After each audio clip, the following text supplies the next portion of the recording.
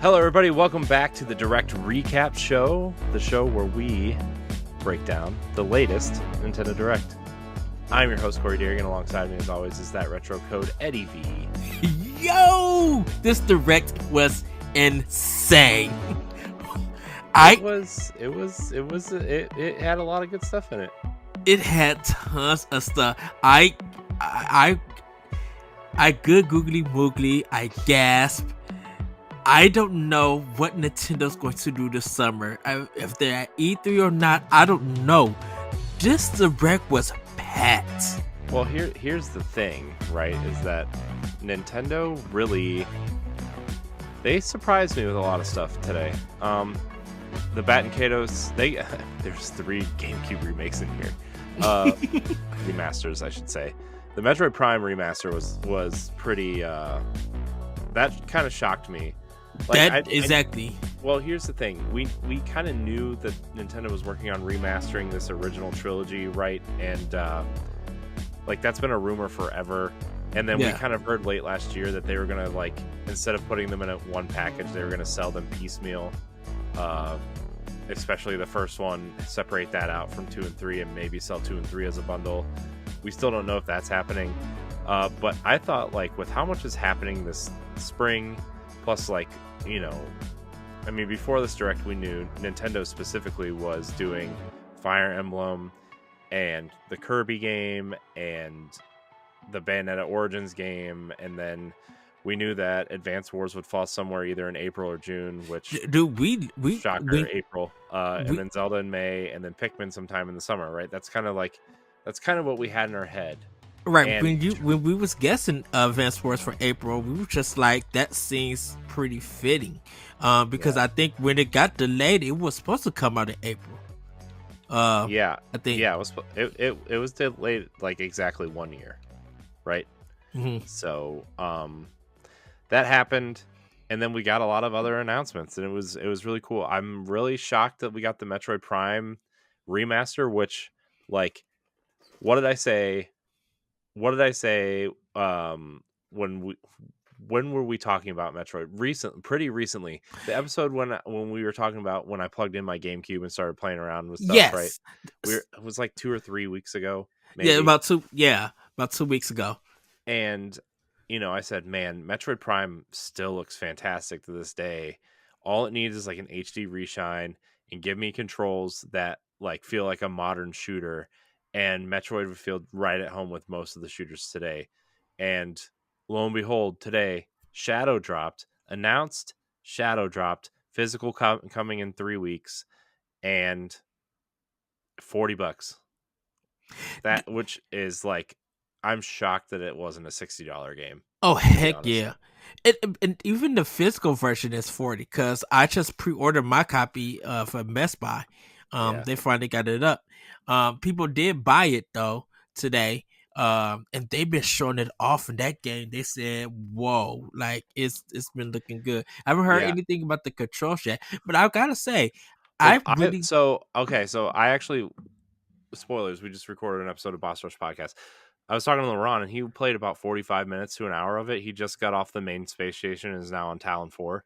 Uh-huh. He said it plays like a modern first-person shooter. The right stick is camera, and it plays like a first-person shooter, and that really excites me, because that was my big complaint about going back to it. Right, it was oh, this feels like it's from an era when they haven't figured out first-person shooters yet, right? Because the only real first-person shooter that was doing the right stick as a camera at the time was Halo, right? And then obviously stuff afterwards Time Splitters and Perfect Dark Zero, and other games started taking advantage of that second stick as a camera later, but the Metroid didn't. I mean, nothing on GameCube did, right? Resident Evil 4, that was our big complaint about Resident Evil 4, also going back to the GameCube version, which I know you don't have a problem with, but a lot of people really miss that standard right stick as a camera type thing, especially in the GameCube era. I think it was because of the way that Metroid played. I think it's because it was a adventure game and it wasn't such linear. like the other games. Plus, a lot of the first person shooters at that time didn't have lock on like Metroid had locked on. So Yeah. I guess that was the change. Because even for some reason, when I played Metroid Prime at Sam Goody, like the demo, it felt Sam right. Goody. Dude, that literally, I told the story as many times. I got done playing Metroid Prime demo, went to the counter and paid the whole game off. Yeah. Well, a lot of people, I mean, it was the opposite of what Wind Waker was, right? Where like I think a lot of people were like really skeptical of Metroid becoming a first person shooter, and like Mm-hmm. obviously we figured out it was just a 3D Metroid game, right, with a lot of scanning and like Right. placed it, I think in terms of like getting the Western audience and disguising it as a first person shooter actually did that game a lot of service, and I think is why Metroid is still pretty relevant today, right? But like Mm-hmm. um yeah, the fact that we got a remaster for $40 at to boot, and it looks amazing. I don't People have been posting their screenshots on Twitter and stuff, and Yeah. it looks incredible, and I'm really excited to dive in. I will probably play it after I finish Hogwarts Legacy, uh just because, man, Metroid Prime was it was such a definitive game for a lot of us, right? Like that game defined what made the GameCube so great. Was like all these franchises are turning themselves over, turning themselves on their heads, and giving us new experiences within them, and that was awesome. Yeah, and I never played it. Like Corruption, I played with the Wii U. Not the Mm. Wii U, the Wii Pad and the Wii controllers, and which felt really good. It felt very modern and Yeah. everything. I never ex- I never thought of Metroid playing with the right stick and everything on how like modern shooters play. So I am excited. I feel like this is going to be a new experience for me Hmm. because of playing it in a different way. It's so Um, pretty, man. Like it's just, man, the widescreen and like the ways the visors look now in mhm. HD, and man, that game is so pretty. And like when we were talking about GameCube stuff, I'm like, I said, and we'll get to the Game Boy stuff in a little bit, but I said I think you're not going to see any more console games through expansion pass. I think N64 is it. And obviously like the Game Boy stuff is something that needed to come, right? But like GameCube is the prime console generation to get remasters on the Switch, right? Yeah, The games already look beautiful, right? I mean, even look at Sunshine. Look at what Sunshine looked like in that 3D package, right? yeah. Um, how great it looked, and like how great Skyward Sword looks, even though, I mean, I know that was a Wii game, but it's essentially GameCube hardware still, right? Like look how great these HD remasters still look to this day, just with a better coat of paint and like a little bit of a modern control scheme, and they still feel like modern Nintendo games, Because which is a I testament to the design of the games, first of all.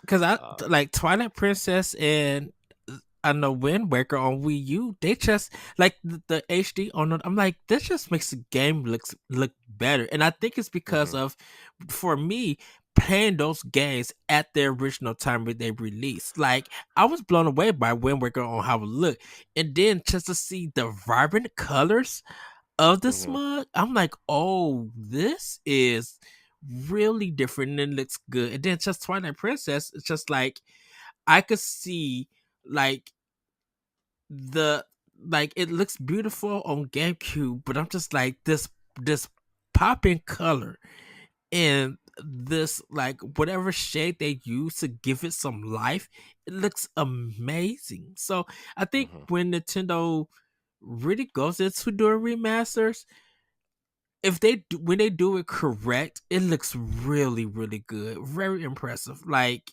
I mhm, I remember you was talking about the suit on Metroid Prime mhm, and everything, and the way that it looks now for this mhm, remaster, I'm like, oh, y'all cleaned this up.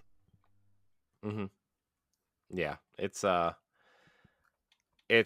awesome. I think that that's probably the best announcement of the day, to be honest, for me, aside from like the Game Boy and Game Boy Advance stuff. But Ed, let's you have your notes. Let's go down the list of kind of what was announced and like the order and everything.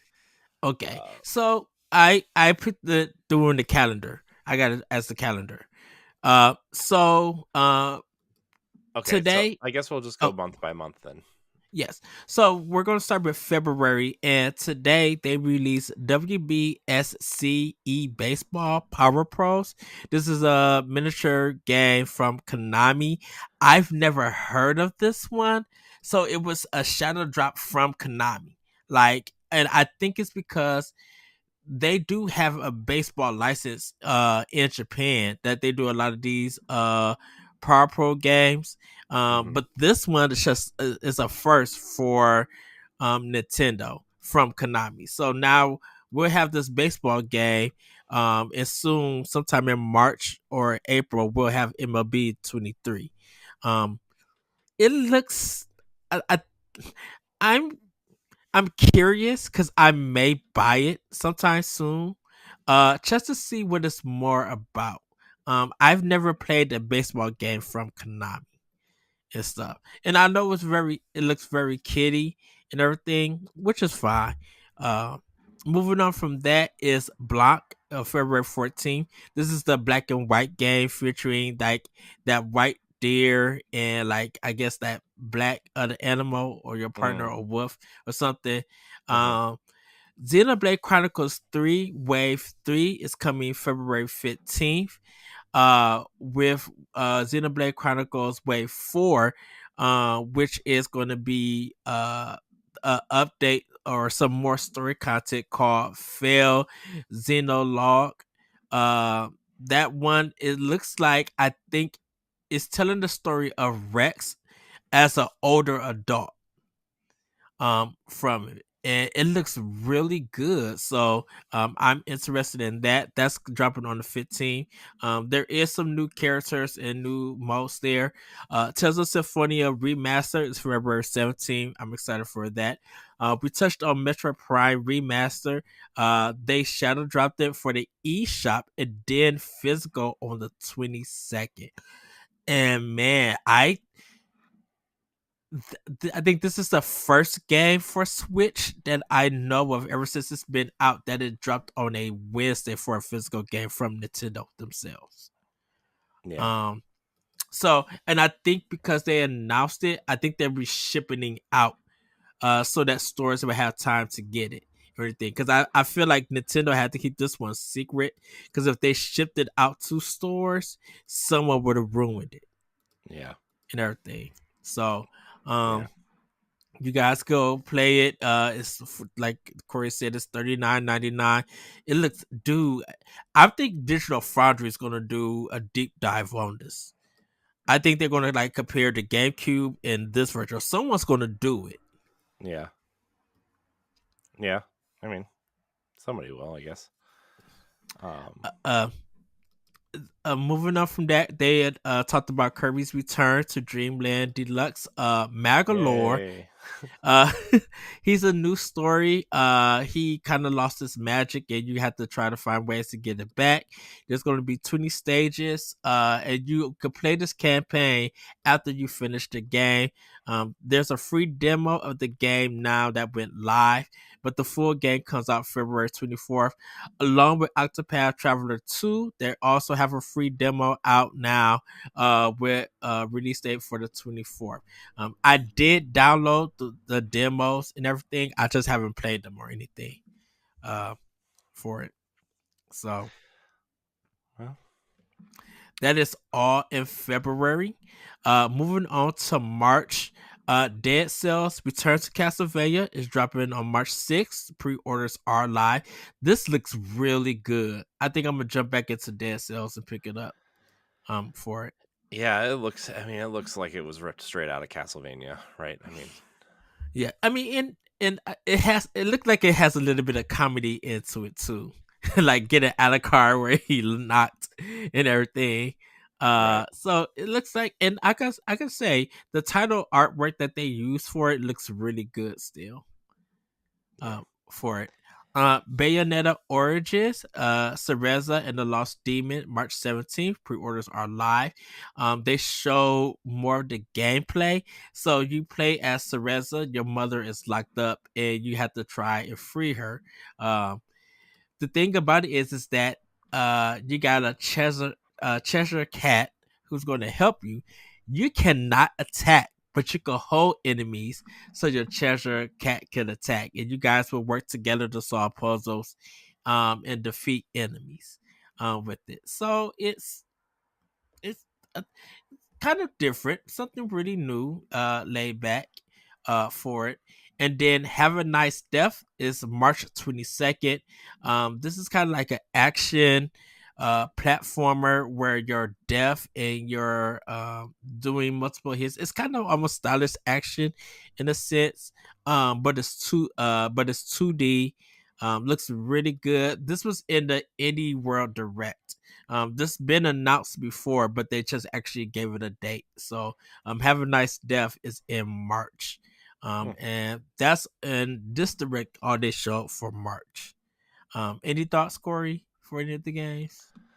Hold on, I lost the doc here. I messed up. So, yeah, I mean, I think that March, this whole year is just really, it's just really shaping up to be just something really interesting for Switch in general, right? Like March is, I mean, Bayonetta Origins is probably the most interesting thing to me, right? Just because it's such a drastic change from the just the first three games, right? Where like you're kind of taking this Cheshire cat and you're kind of using it to solve puzzles and defeat enemies and all those things, right? And obviously, like Dead Cells, we've been talking about Dead Cells for a long time, Yes, in general, and like that we were comparing it to Castlevania even then, and now like to actually tie it into Castlevania is probably like the smartest move Konami could have probably done.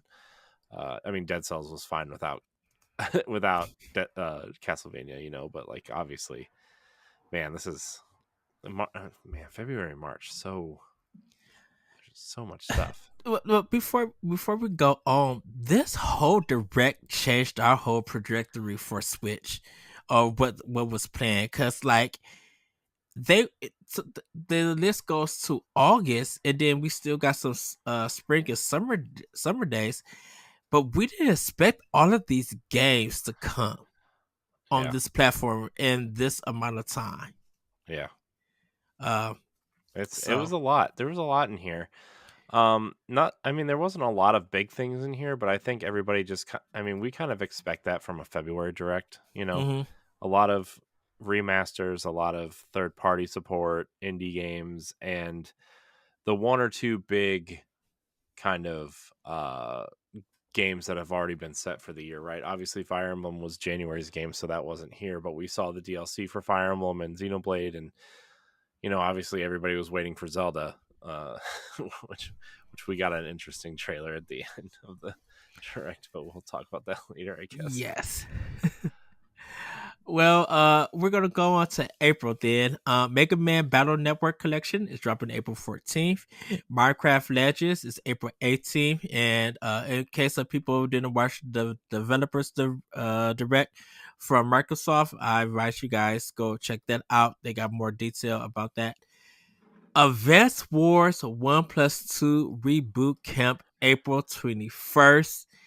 Pre-orders are live now.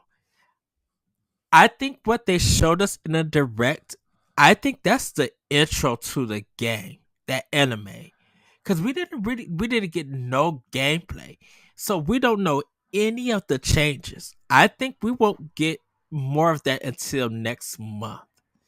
Yeah. So wait for it. Put in more work for about a year or so. Yeah. So I wonder what changed. What did they add? What did they fix? Is there more voice work in this game and stuff? Yeah, I wonder. What was Laurent's reaction to getting the date? Was he like? See, he was like, I mean, this was the direct for him, right? I mean, we got Advance Wars, we got Metroid, there was a couple other things that he said he really liked. So I mean, there was one other thing that was really like, um, I don't remember what it was. Shoot, it's fine. Keep going. I forget what it was. Oh, the Game Boy stuff. The Game Boy stuff. Okay. Um, Omega Strikers, April 22nd, pre-orders live. It is free to play. I didn't get to check out what if the pre-order has a cost, or like if it's like cosmetics or anything. This is kind of like how do you describe it? It has the discs where you just hit it back and forth and everything. It kind of reminds me of Windjammers a little bit. Yeah, something like that. It looks cool. I actually like the character art for it. The character art looks really good. Um, Disney Dreamlight Valley update is happening in Yeah, April. Did you want to touch on that, Corey, or anything? I'm just excited for it. I mean, we already knew about this update, but the fact that it was in the direct was pretty cool. As a big, as a big fan of Disney Dreamlight Valley, um, this update is bringing Simba and Nala from the Lion King into it. We already have like a Lion King realm, but it's just Scar up, and so this is bringing Simba and Nala. The event that starts in a few days as of this recording. There's a new Dreamlight event coming, and it's bringing Encanto. So like this is just adding a bunch of stuff that they laid out their roadmap a couple like a week or so ago, I want to say. Nintendo Life had a really great breakdown of what's coming and when. So can I say the Lion King stuff looks really good. I was just like, ooh, this is very impressive. Like, yeah, I'm telling you, man, this it's no joke. This game is great. This game is, I mean, this game is awesome. yeah. Tron Identity is coming first on Switch in April 23, so it is a timeless console exclusive. I don't know what it really is or trying to be. I don't really know what it is either, to be honest with you. To be honest with you, Corey, I think this was the weakest game out of the direct. I didn't get anything from it. I didn't really get anything from it either. So, May is Tears of the Kingdom. May 12th, they show more of Tears of the Kingdom for The Legend of Zelda. A lot of voice acting in this one. It is $69.99. And I think it's because, the way that this game was built from the ground up. I think it's a lot of cutscenes and a lot of voice work. So I think Nintendo, definitely with all the delays for it, I think the budget that they put into this game, kind of like raised the cost of it. It's only $10 more. They did announce that's where games are going though, right? And Nintendo did come out and say this is a game by game basis, but I definitely see like, okay, well, the next Mario game is probably going to be $70, right? But if there's like another 2D Zelda game, maybe that's $60, or if there's like a Wii U re-release that we haven't gotten yet, maybe that's $60. You know what I mean? Like, yeah.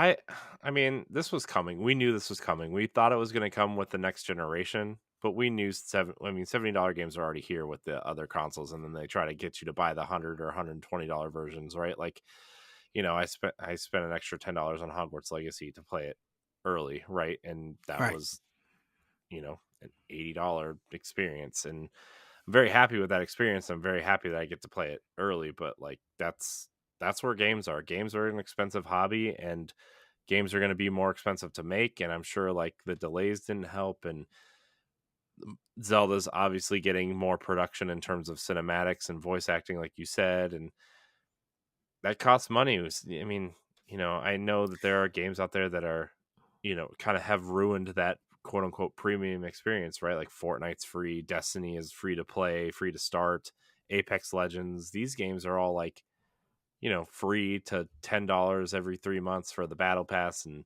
you pay for cosmetics, but like the premium experience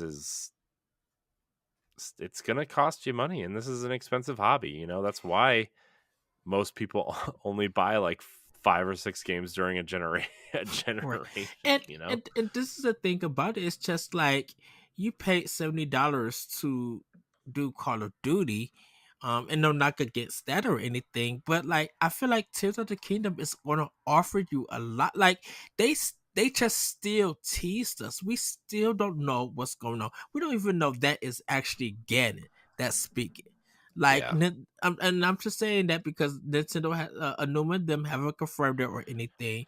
They just really was talking about. Of course, it has this Studio Ghibli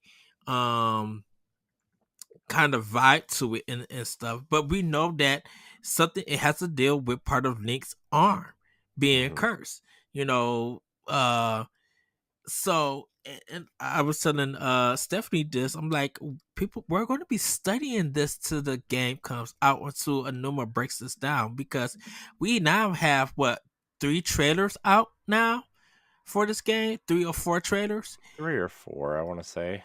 and going through all of those trailers, you're going to be seeing different stuff and everything. And I really didn't expect Tears of the Kingdom to have a trailer at all.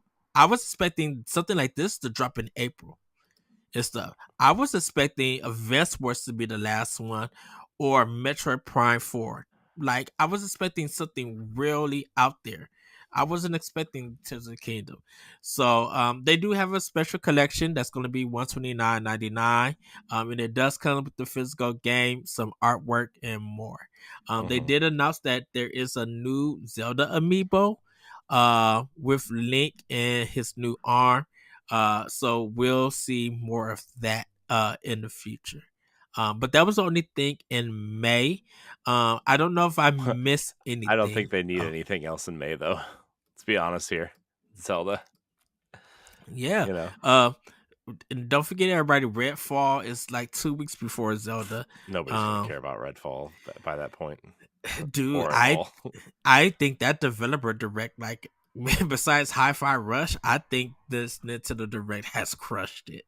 And stuff. So Sony is in your. I wrote on my Twitter because it finally started working. After you was telling me it was broke, I was just like, okay, Sony, we need a shadow drop from y'all. Y'all gotta come with a state of play. I know PSVR 2 is about to drop, but y'all gotta do something, because Microsoft is hot with Hi-Fi Rush. That was a shadow drop. The multiple shadow drops that we got from Nintendo with Metroid Prime leading, that's bunkers. Y'all got to come with something for us to play. But yeah, that's for May. For June, Etrian Odyssey Origins collection is dropping June 1st. So they are these are like dungeon crawling games, in the sense where you make the map. You go through these areas and stuff, and you fight in monsters. All the characters have been redrawn, so it's kind of an HD. They HD it. This is from Sega, because it's an Atlas game, and you could buy the collection together, or you could buy them separately. Pre-orders are live. I didn't get to check the price for it yet, but I'm assuming it's $60 for all 3.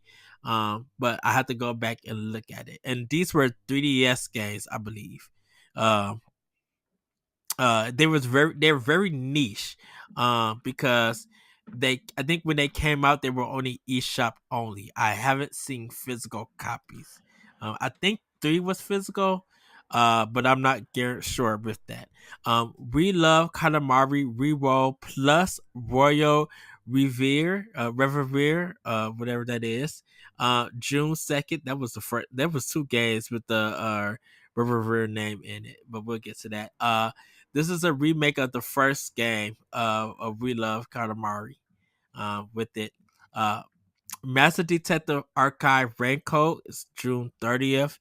They showed this in last Nintendo Direct in September. This is from the guy who made 999 and those kind of like Danganronpa also. When you play as a detective, this one seems to be like a investigation slash role playing game and stuff, and it looks really good. June 30th, we officially got a date. This has been on my radar as for one of the most anticipated games, so I am picking this one up. For me.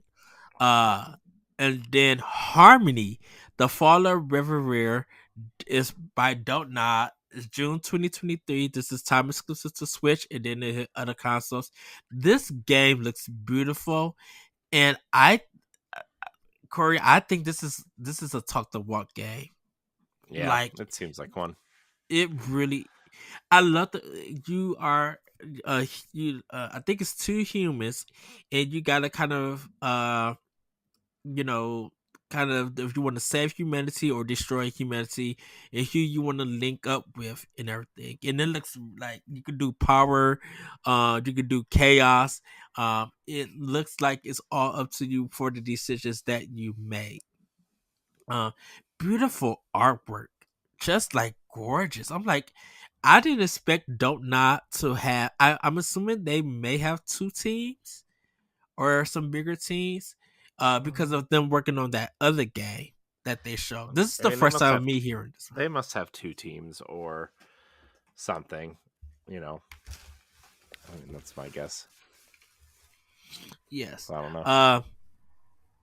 And then July, this game now, Disney's Illusion Island, July 28th. Pre-orders are live. This is a must-have. It's a Yeah. four-player. It's a 4-player platformer where you'll be able to control Mickey, Minnie, Donald, or Goofy. This art style. Was it one of their TV shows? Well, it kind of resembles the new kind of Mickey Mouse shorts that are on Disney Plus right now. Okay. It's not the same. It's not the exact same, but it resembles that kind of like almost Cartoon Network-esque kind of art, but just like a little bit cleaner. Like if someone went into Cartoon Network and just scrubbed up some of their cartoons, that's kind of what this looks like. This was shown off at the Disney Plus Marvel Games Showcase last year, actually, and they said it got a lot of applause for saying, it said coming when it's ready at the end of the trailer. And it got a lot of applause for that because obviously, there's a lot of discussion about crunch and getting games out when they're not ready and patches and all these things, right? Shipping games when they're not ready. So this game really got that applause for saying that at the end of the trailer. This is my first time hearing about it and seeing it. Didn't know nothing about it. I was just taking It's a been on bet. the eShop for a while under the coming soon section. It just never had a date. It just said coming soon, and you could wish list it, but you can never like pre-order it. But now you can pre-order it. So I wonder if I wasn't going far enough on it. Because it's just like, maybe it was all the way at the bottom with Star Wars Hunters, which also doesn't have a release date yet. oh, okay, then yeah, Which then I is that didn't go free to far play enough. Star Wars Battle Royale thing. But yeah, I don't know how you feel about it, Corey. But I was just like, I know you being a big Disney fan. I thought this was also like your first time seeing it, and so I kind of just want to like nerd out with you because we got to see this and be like, oh, this is Disney's version of Rayman Legends, and I'm here for it 100%. Like, it is a must buy for me. It like the way to describe it kind of sounds like Rayman Legends mixed with like Mario 2 because each of the characters has like a different ability that's stronger than the others. Like one character's fast, one character can jump higher, right? Like they have those Mario 2-esque abilities. Yes. Which, maybe you don't notice on the surface, but will play a part probably later in the game at some point, and you'll probably have to play through different stages as different characters to unlock secrets and stuff, I'm guessing. So yes. And then August is Pikmin 4, August 21st. And I gotta start right there. Gorgeous. Gorgeous, gorgeous, gorgeous. this game looks, and then they did the dog shepherd. I was just like, I need the plushie, I need the amiibo, I need this dog. I love the fact that the dog Was got to it the water. August? Yep, it's I thought August. it was July. Nope, August 21st. No, you're right. It is July. I'm sorry. I seen the 7th, and I thought that was August on accident. I was like, I You are know right. I saw a release date, but I didn't think that was it. Anyways, I wrote it wrong. So actually, everybody, it is July. Ed I'm wrote it sorry. wrong, everybody. What a jerk. My bad. Uh, but let's give it to August in case Nintendo delays it. It feels like a good August game too, though. In a sense. But yeah, it's July. Everybody's 21st. My bad. Yeah, I love the ice Pikmin. Um, on it. It Mm-hmm. looks really good. And then when that dog was biting the plant and dragging it along, I was just like, oh, this is supposed to be so much fun. It looks like it's online multiplayer too. I Yeah, wonder. maybe. I don't know. Let me see. I'm looking Well, it up. because they're like you were fighting friends and stuff like that. So and all of them Maybe. were together. So maybe it's online play. Maybe. I mean, I wouldn't put it past it at this point. I don't know. I need to rewatch the trailer. Um, I was kind of like rushing through the direct, to be honest, Mm-hmm. just because I was at work, so I had it up on a separate screen while I was working, and like kind of side eyeing it and like listening to it at the same time. Uh, but yeah, yeah, I don't know if it has a day and night cycle yet, like the it old probably games. does, right? I mean, that seems like something this game would have. Yeah. And I don't know if it has like if you're on a month calendar timer or anything. So more details for that will probably come this summer. Um, but Sea of Thieves, goodness. Sea of Stars, August 29th, free demo is live. It's Um, awesome, dude. The fact that they dropped a free demo today was awesome, and yes. that progress from the demo carries over, right? Yes, it Yeah, does. that's Yeah. awesome. I love when companies do that. I think all the demos that you play carry over to the final game. Um, my question is though, if nothing comes out in August, is this only just an eShop release, or can I buy this physical? Because I think I might want this game physical. If it can, but I don't want to come through limited run. That's the problem. Yeah, that's a shaky situation right now, Right? to say the least. Because this is as crazy as it seems. I feel like Way Forward or someone could publish this game. Yeah, I mean, Yacht Club has a publishing arm. You know, I mean, I mean, I know they're not publishing this game directly, but I mean, I wonder if they can make a deal with whoever is publishing this game. It's Sabotage, right? Yeah, Sabotage. Yeah. Sabotage got physical copies from. It wasn't limited run because they did the Messenger, and I know that that had physical copies. Was that limited run? I gotta look it up. I'm gonna look it Uh, up. or is it I am 8-bit? Maybe Yeah, that might be it. That too. because I Let me know look it up. Devour Digital don't do physical. All of theirs is they publish, but all of Special theirs. Reserve. I wondered would they go to them do special I mean, if reserve. they already have a relationship, I wouldn't put it past them to do that, right? I mean, that seems like a no-brainer. Yeah, but then that means I still get the game late and stuff. I think I'm gonna just do the I think I'm just have to double dip if they do it. Just do it not physically. I think I'm gonna just do it the eShop. And then if they say they got a physical version, I'll snag it there too. Because it looks beautiful.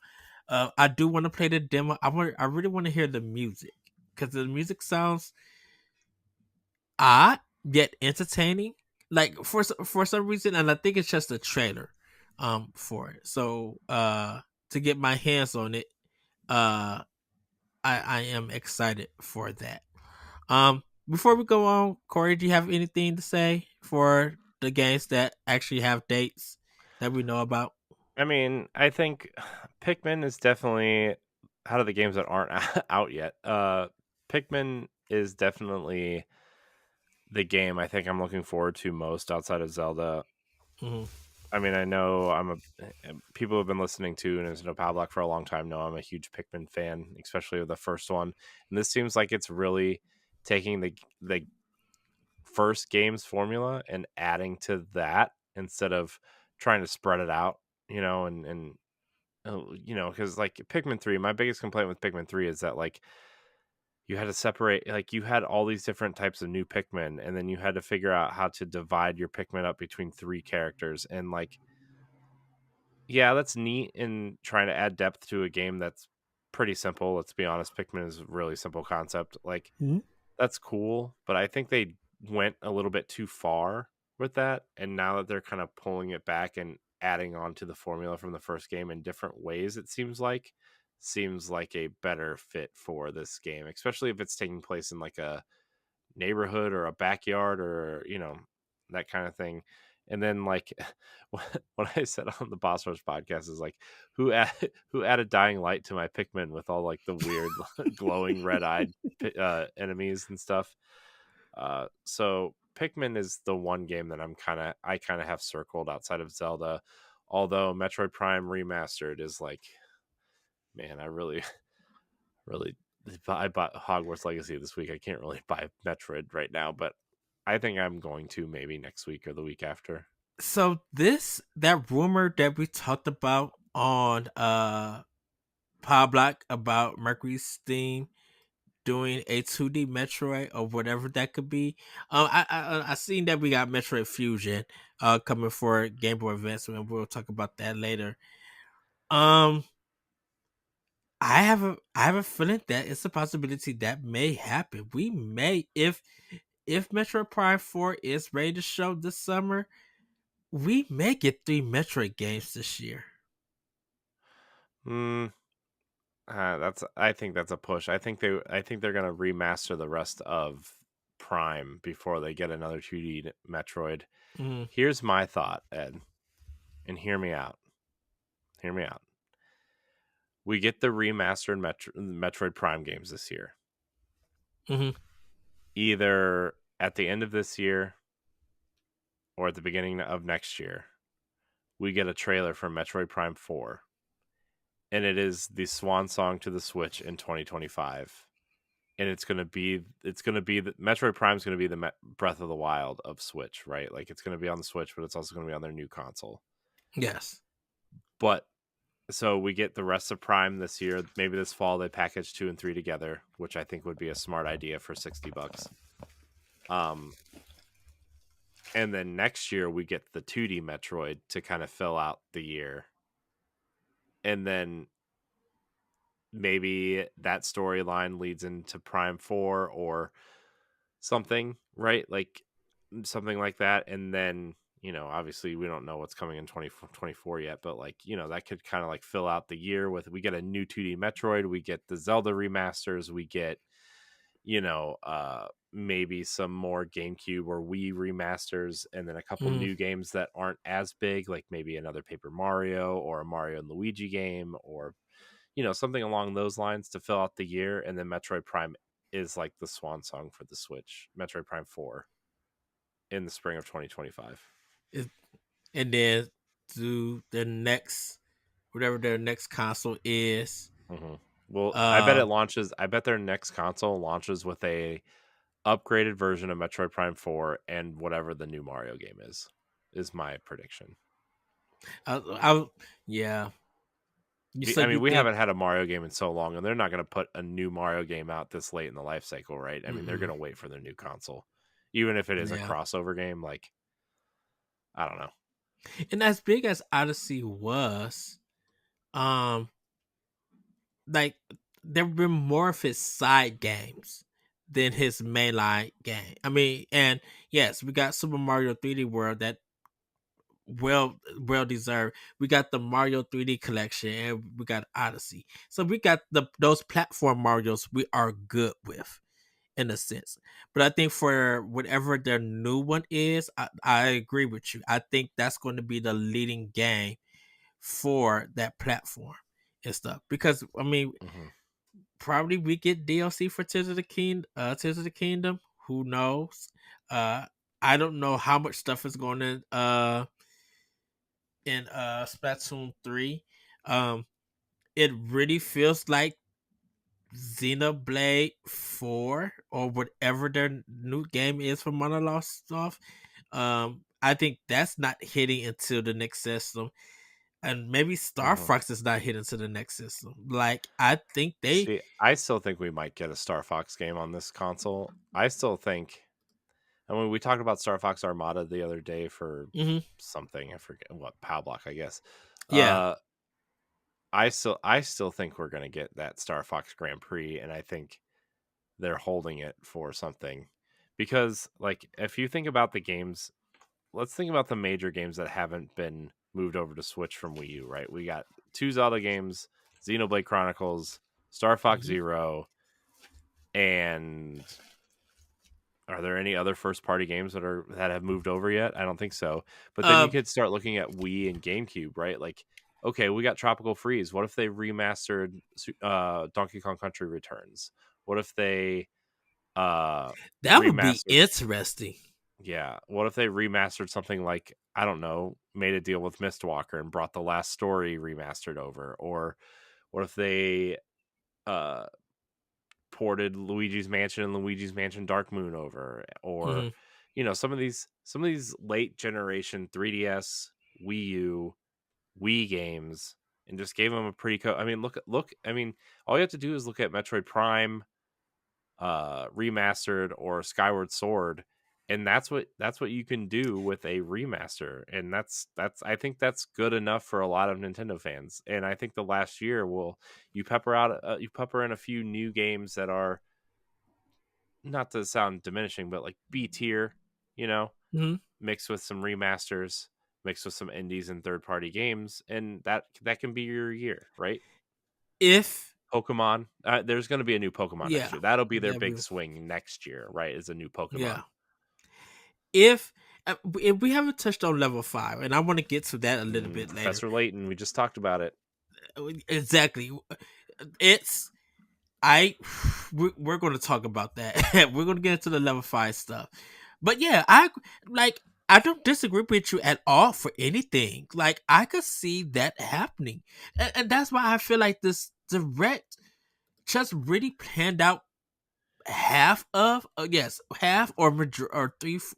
not 3/4.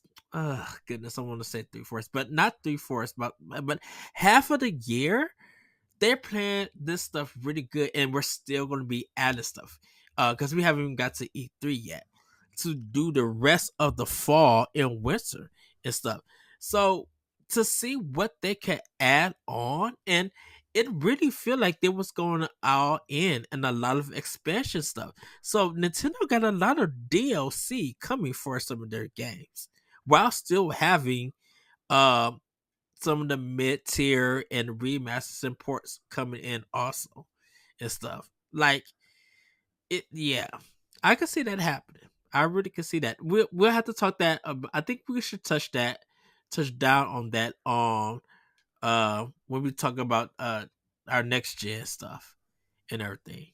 Yeah. So, but that's pretty much it for the dated stuff. We have Spring, Summer, and just 2023. Summer de Amigo Party Central is Summer 2023. Fashion Dreamer 2023. Dude, I screamed yes when I heard that Ghost Trick Phantom Detective is coming out this year. I don't even know what this is. Summer 2023. So this was from the director who made Phoenix Wright. And this was the 3DS game that this was the DS game that you're a ghost and you got to find out what happened to you on why you was killed. and it had a rotoscope design to it and everything. So it was kind of like, um, dang, what is that? He was a head. He had a show on HBO that he was like Max something with the glasses and everything. But it was a DS game and stuff. And so you are a spirit who are trying to stop these enemies from making your character die and everything. Um, I beat it on DS, but this is a game that got literally missed, and everybody, people who did buy it, was trying to get other people to play it and give it a try. But it only got this one game, so now that it's coming back, it's a chance that this game would get a big resurgence. For it. It's the writing is funny.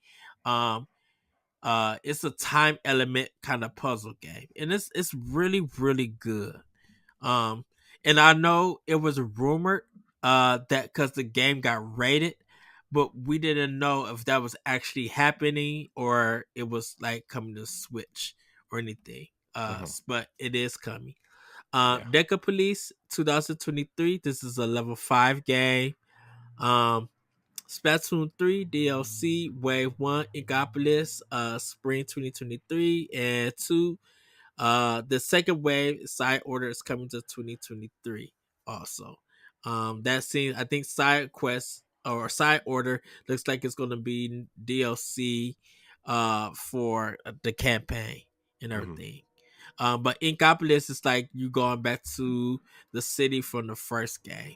So that's cool. Fire Emblem Engage DLC Wave 2 is live and available. Wave 2 contains Hector, Ember of Strength, Soren, Ember of Alchemy, and Camilla, Ember of Revelation. I think Camilla is from Fates. I think. I think so. Hold on. Wave 3 is gonna be coming in later. That's Chrome and Robin. They're the Ember of Boss, and Veronica is Ember of Heroes. That's Wave 3, and then Wave 4 is a new story like we called Veil Xenologue. For it. That's Wave 4. So yeah. Yeah. Yeah, it's definitely a man, DLC, man. Fire Emblem DLC. That stuff just never stops. I wish this stuff came out at a quicker pace, because some people have already finished Fire Emblem and don't really have a reason to go back, right? And so, I mean, I know this is just like a first world problem on some sort of weird level, but like, I don't know. It's just I wish I wish more people got to. I don't know. I wish that these were available during like the initial playthrough. You know. I would say this: people are finished with Fire Emblem playing in the casual mode. They have to play in the classic mode where it's permadeath, where the game is harder. That's the way that to make the game longer and everything. Because not all strategies that you use in a easier version can be used in the harder version. Yeah. So, Bandit Kados 1 and 2 HD Remastered coming to summer 2023. They didn't show Monolith name on it. They showed Bandai Namco. So Nintendo and Bandai Namco probably talked. I hope we get some information more about that in the future when it gets closer to release. But I'm excited for this one. Shane, me and Shane was talking. He was just like, "Did no one touch it? I'm already writing it up," and he is super excited for I know. I told him I might play it. We'll see. As much as I really like Monolith and the work that they do, I just, man, the card stuff is just like, I completely forgot that it was a card-based fighting system. yeah. But I want to get it because, like I said, I knew of these games but couldn't find it nowhere in my area. Like even GameStop didn't have it. So Yeah. Fantasy Life I, The Girl Who Steals Time, is coming out 2023. This is the sequel to the game of Fantasy Life that came on the 3DS. Another level 5 game. And then they ended with Professor Layton and The New World of Steam by level 5. I have a feeling that even though level 5 art is bringing games out, I think Nintendo is publishing all of this. I don't see this coming into any other system. I think Nintendo is publishing all of this level 5 stuff. I mean, they've done that before, though, right? I mean, Professor Layton, yes. Layton's were published by Nintendo. I mean, Nintendo. I know Ace Attorney was Capcom, but like, I don't know. I don't think that this is like. I mean, this seems like a Nintendo really only. At least if they're not publishing it, it just seems like a Nintendo only kind of event. At least, I don't know. I feel like that's. Well, what is the Ghost one? The Ghost cartoon that they brought on 3DS that Nintendo published. Thinking it's the Spirit one. Yokai Watch. Yokai Watch, yeah, because Nintendo published all of that. That was level 5. But we never got 4. There was one of them that did get published, I think, in Japan, but that was the time when level 5 stopped bringing games over here. So that's a chance that may be a game that comes over here. Yeah. And if it don't, I mean, maybe next year or something. Who knows? But it looked really good for it. They announced Mario Kart 8 Wave 4 new course with Yoshi's Island being a new track, and Birdo from Double Dash is coming. This is going to be hitting in spring of 2023, so we probably could see it in April or May for it. So anything about this spring or summer, Corey? I mean, I think, man, spring or summer. I think that like, I mean, like the Fire Emblem stuff, I'll definitely get. The Bat and Kato stuff, I'll try. Professor Layton, I'm really excited for. Obviously, Mario Kart 8 DLC, I'm very excited for. So that, I mean, that's for me. That's probably what I'm looking at. But yeah, I will definitely try out the Fire Emblem DLC also, because I will.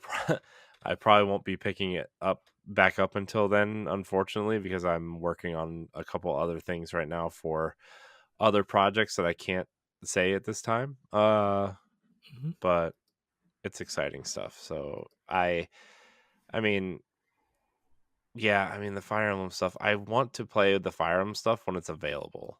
That's the thing, right? And so that's the same thing with me with Xenoblade. I think I want all of that to come out, and then I'll pay for it.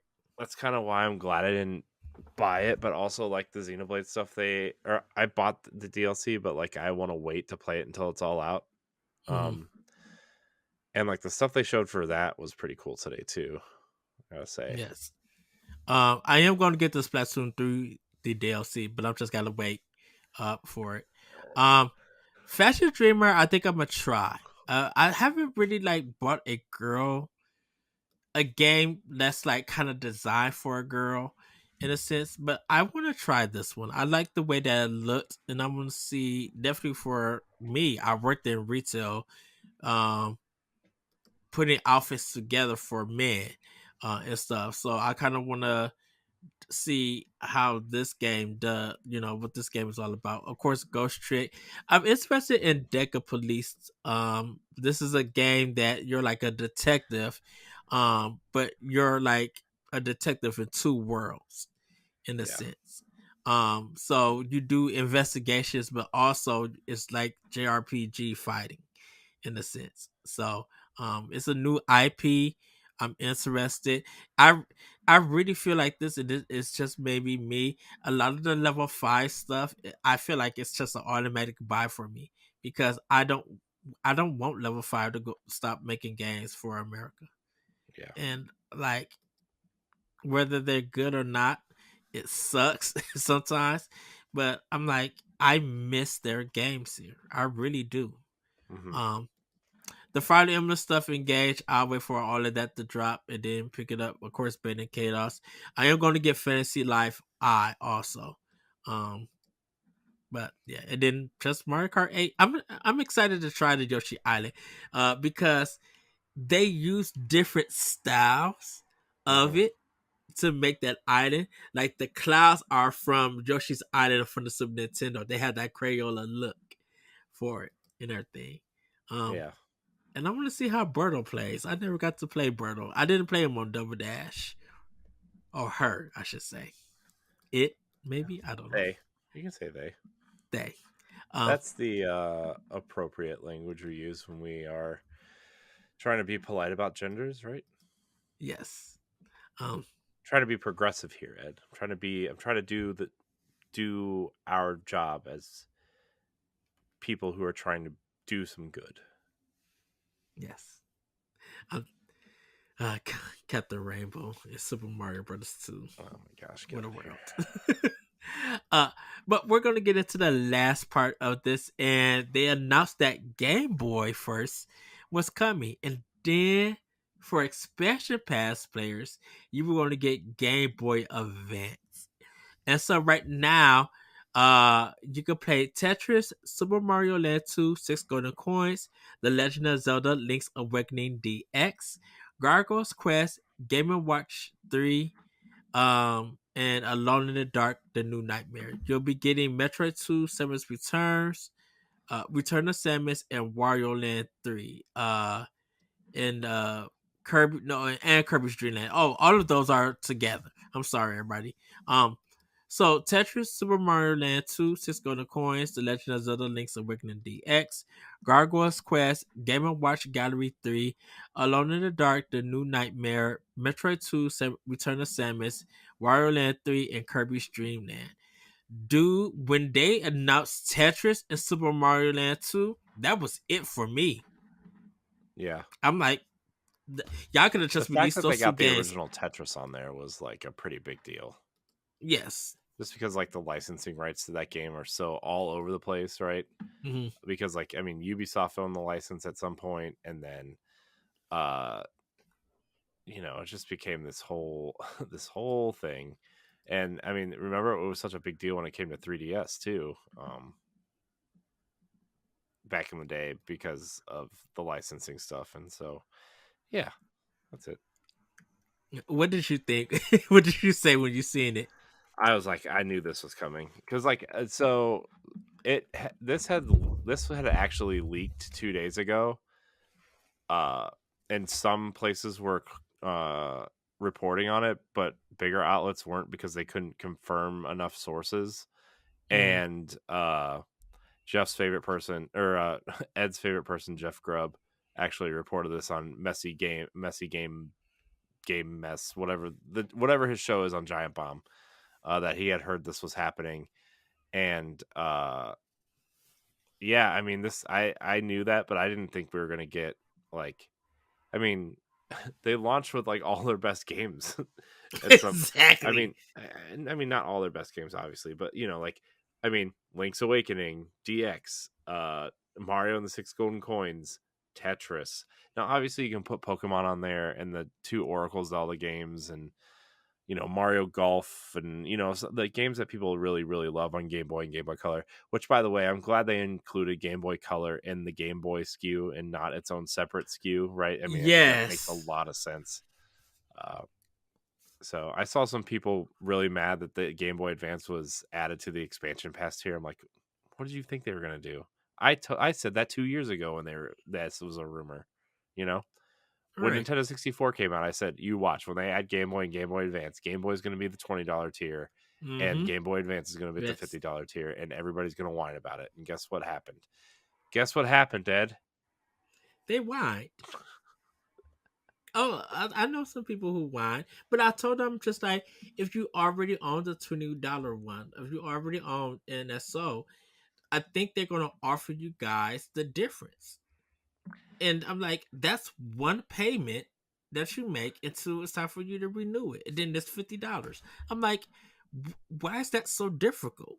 Like, you're now getting 6 systems with all of these great games. Yeah. So, anyways, I was right. I'm gonna toot my horn there again too. You know. So yes, so Zelda's the seasons, Oracle seasons and Oracle Ages. I'm so excited for that. Um, because I want to play those back to back. Pokemon Trading Card, which I don't remember for some reason, and Kirby's Oh, I Tilt do. and That thing was a Rumble. huge deal. Yeah, I don't remember the trading card one on Game Boy. And Kirby's Tilt and Rumble are going to be coming later. For Game Boy Advance, though, you could play Super Mario Advance 4, Super Mario Bros. 3. I never played that one. WarioWare Incorporated Micro Games. Hold on, can I say something about Mario 3 real quick? Yeah, go ahead. Go ahead. So they're including the 38 e-reader levels, Mm-hmm. which is awesome because those levels were awesome. I had an e-reader and then I lost Oh, it. nice. But Oh, no. yeah, so like for those who don't know, the e-reader was this little device that you stuck in your Game Boy Advance, and then you stuck the game inside the e-reader, and then you had to buy these like trading card things, and you could scan Mm-hmm. them. You could like swipe them like a credit card into the e-reader, and it was like DLC. It was like an early form of DLC for Game Boy games. It was cool. Yes. And then you kind of went through and you played the games and whatever. But it added levels to Mario 3 and a bunch of other games. And it was cool. Was the Where's my Game Boy graphics camera app? Was the graphics like the Super Mario All Stars on Super Nintendo, or they were different? They were different. I mean, they were similar, but they were a little bit different. They touched them up, and yeah, I really hope they release Mario 2 on the Game Boy Advance, because that's the best Mario. That's the best version of Mario 2 is the Game Boy Advance version, in my opinion. It looks Oh, great. They tweaked some of the physics, especially for Luigi's jump, and it feels a lot better to play, and it's more responsive, and the graphics are prettier, and it's just a really solid version of Super Mario 2, and I hope they release it because it was awesome. That was Mario 2 was Super Mario Advance, Super Mario 2. The numbering with all this is just so garbage. it's so weird, dude. But Oh. I would play it. I want to play it. Kuruwin is a game from Japan that I've never heard of. But it's a spinning kind of bow or line, and you got to try to get it through this maze without hitting anything for it. So yeah, to get people could get that a try. Once again, I love when Japan games come to America because it's the first time for me to play them. Mario Kart Super Circuit is there, which is great because I never got to play this game on Game Boy Hmm. Advance. Mario It was Luigi. okay. Okay. It was okay. We'll say. Well, especially for what we're doing for a certain project, it would be good for me to play it. Um, Legend of Zelda Minish Cap, I started, looks beautiful. One Game's of so good. and the That games that's I oh want to say something real quick about um Minish Cap. wait. It is one of the best 2D Zelda games that nobody ever talks about because it was on Game Boy Advance. I think that game uh is right up there and should be talked about with Link to the Past and the Oracle games. That game it's really an incredible Zelda game that nobody ever talks about, because when it came out, like, everybody was still on a Majora's Mask high and talking about Wind Waker, and this game kind of got lost in the shuffle because they also, if you remember, released a really good version of A Link to the Past on the Game Boy Advance. Mm-hmm. Yeah. So I wonder if they'll I release that version of Link to the Past. I have my red card.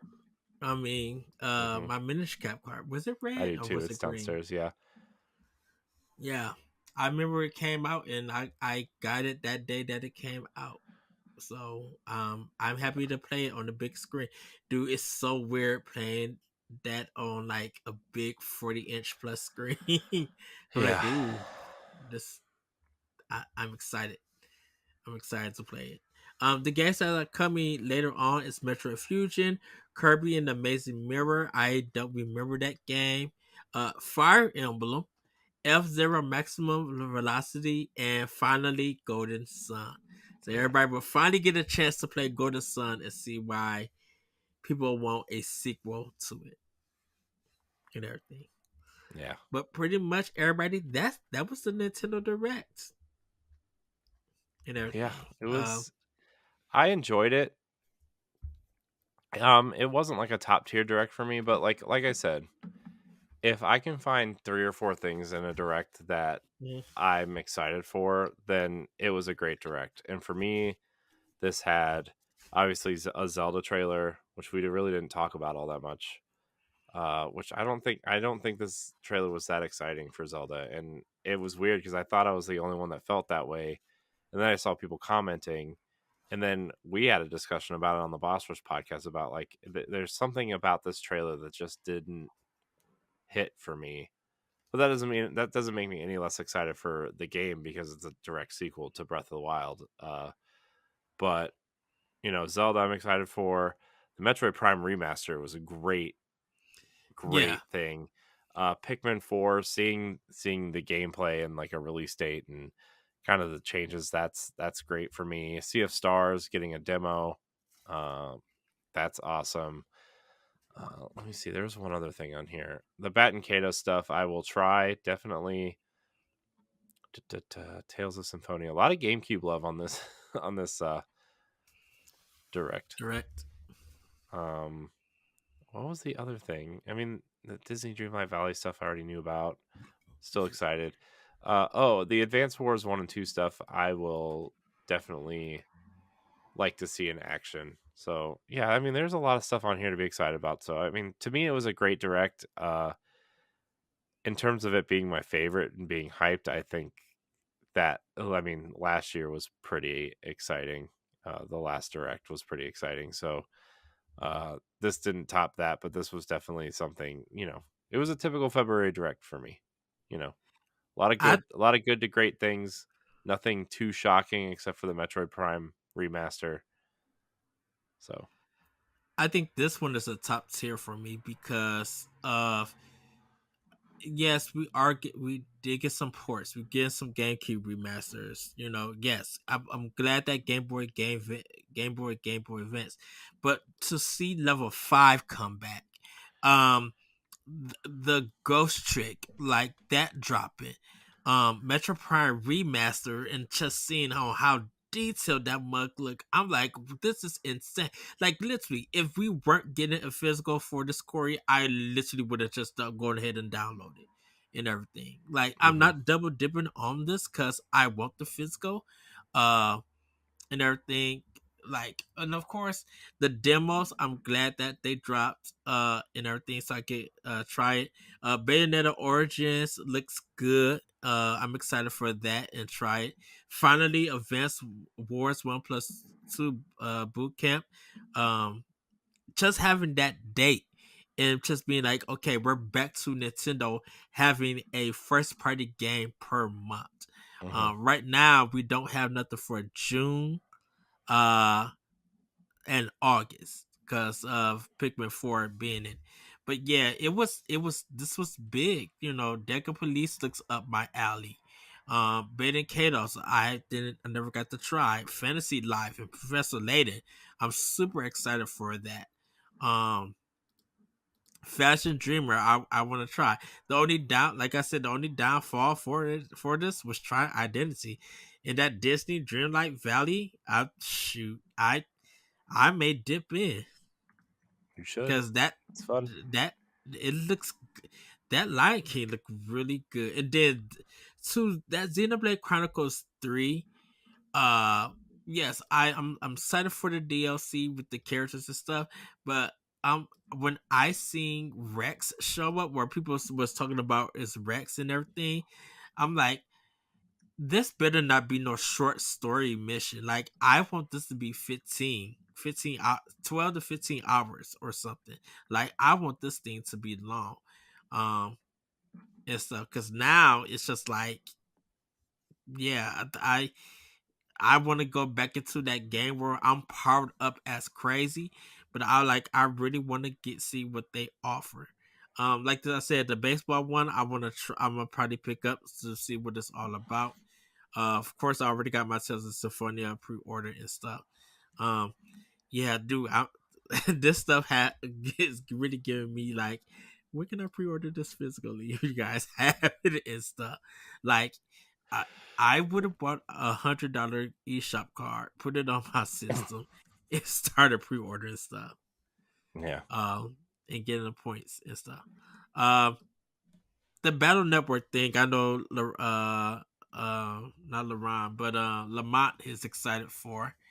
Um, Minecraft Legends, it is what it is and stuff. Omega Strikers, I think I'm gonna try out. I think I'm gonna just wait for the 22nd to drop and then give it a try. Tears of the Kingdom, man, I did not expect that we're getting different vehicles. I'm excited. This game is making me more excited for what it's going to offer. Uh like I said, it's giving me straight anime Studio Ghibli vibes, and I am a big fan of Studio Ghibli. And everything. This is Princess Mononoke. It's kind of that vibe, and I love. For some reason, I love that shot where Link jumps and then it slows down, and then it goes black, and then comes back up, and it just sees them moving. Uh, I am excited to see what this game is about because I don't think that's Ganon's voice or anything. And if it is Ganon's voice, they paid somebody some good money. Because right now, I think a lot of stuff is still under wraps. Dude, that voice was like really weird. And did just let everybody know they did do a direct in Japan with 4 different games, so you can check that out. I need to watch the Japanese trailer for The Legend of Zelda because the evil voice that's in there is darker and a little bit grittier, and it sounds really good in Japanese. And everything. But other than that, this one was a top tier one. I don't know how Nintendo's like. How do you top yourself at E3? Like, what do you now have to bring? Because at this point in time, oh, go ahead. I don't know if you heard the news, Ed. Nintendo's not going to be at E3. Shocker. I keep saying alleged until Nintendo confirms it. I mean, they haven't been at E3 for like 5 years, so it doesn't matter. I mean, showing their stuff during E3, they have. I mean, not direct during E3 doesn't really count as E3, right? I mean, to me it does. I mean, it's not. They didn't pay the ESA to be there, so it's not E3. I mean, they've had their Treehouse stuff there before, but like the last couple times, they've just done Treehouse in Seattle. So, well, yeah, I'm there. I can understand that, but it's to me for E3, it's the conferences and the showcases. That's what makes E3 for me, not anything else after that, unless they got some kind of surprise or something. You know, just because Nintendo's at E3 showing stuff after it and repeating it, okay, yeah, that's fine. But it's always the conference. Like we go to E3 to see what they're going to show off. We don't never talk about what's going to happen after. Yeah. Once the direct go off, Corey, let's break it down. Yeah. So yeah, this is a top tier one for me. I really feel whatever they show in the summer, hopefully it's something good. But then what do they have for the fall and winter? Because I can tell you this, I'm fine if a lot of B team stuff and C team stuff come out. If it's great quality and there's fun games, I'm fine with it. All the AAA stuff, y'all can hold that till the next system comes. Yeah, I mean, my thing too is like I think that Nintendo fans will buy this stuff regardless, right? I just I think they can live off of like 2 or 3 kind of tentpole games like a Metroid, 2D Metroid, and a Pokemon, right, for a year until they get their stuff situated, right? I mean, I don't know. Now I'm just rambling because I'm tired because it's almost 1 o'clock in the morning. Well, yeah. Well, that's pretty much it for me, Corey. Just to let everybody know, you can go to bossrush.net, check out our articles there. I think there is a recap or a link to all the articles of what was shown and announced. So check out our writer team. They did a lot of hard work getting these articles out. They was busting them out. I'm proud of them and everything. I am probably going to try to do an opinion piece on it. So hopefully you guys could check that out because Sony, I'm sorry, the ball is in y'all court. Y'all got to come with it. Y'all got to come with it. Yeah, I mean, they will. I mean, they got Spider-Man coming, right, and Wolverine, and the Naughty Dog faction, Last of Us factions thing is coming, and they've got some stuff that we know about. And PSVR is probably going to be a big push for them too, right? Like, yeah, whatever first party stuff's coming after Horizon and Gran Turismo is what they really need to be pushing. But yeah, especially with them having now a lot of PS5s coming more into stock, it's time for them to push their last 2 years or so that they release. And there's still some games that they showed off last year that haven't been released, and so they could have a good 40-minute presentation. I'll be fine with that. I think, and I know we're about to go because I know you're tired. I think a 40-minute direct from not just Nintendo, but I think if Sony and Microsoft incorporate that more, I think that's a good showcase. Get one shadow drop in or at least a date for something, and then wrap the show up with a big surprise. Yeah. So. Yeah. It's right back to you, Corey. Do you not hear me? I hear you. Oh. What do you mean back to me? For you to wrap up the show. Oh yeah, because I hosted. Oh, okay. I mean, it's been a day for you. Dude, I've been up since 4:30. Okay, so it's almost 1. But you want me to wrap it up then? No, I will. This has been a direct recap show, a really long recap show, 3 times the size of a recap show. You can find Ed at that retro code. You can find me at I am Corey in HD. Check out Nintendo Power Block every Tuesday on Patreon, on the Boss Rush Media Patreon, every Wednesday on free feeds. Subscribe to our YouTube channel, all that stuff. I want to thank everybody for watching and or listening. Until next time, we love you. Goodbye. Bye, everybody. If you want to be a Patreon producer, head on over to patreon.com/BossRushMedia, and find out which tier is right for you. Our Patreon producers at the $5 tier or higher for this month are Adriel Munger, Austin Campbell, Celeste Roberts, Christian S., Sana Dirrig, Francisco Santillan, and Rebecca Jewell. Thank you for your continued support. Nintendo Expansion Pass is part of Nintendo Power Block and is a product of Boss Rush Media LLC. The show is recorded from our headquarters in Akron, Ohio, and is hosted by me, Edward Varnell. My co-host is Corey Dirrig. You can find Corey at I am Corey in HD on Twitter and Instagram, as well as hosting the Boss Rush Podcast and Tower Casuals, the Destiny Podcast. Follow Expansion Pass as part of Nintendo Power Block and on all social media platforms at Power Block Podcast. You can also follow Boss Rush Media and Boss Rush Network on all major social media platforms. Join the Boss Rush Network Discord and Facebook groups to interact with other friends and fans. Thanks for listening, and we'll see you next time.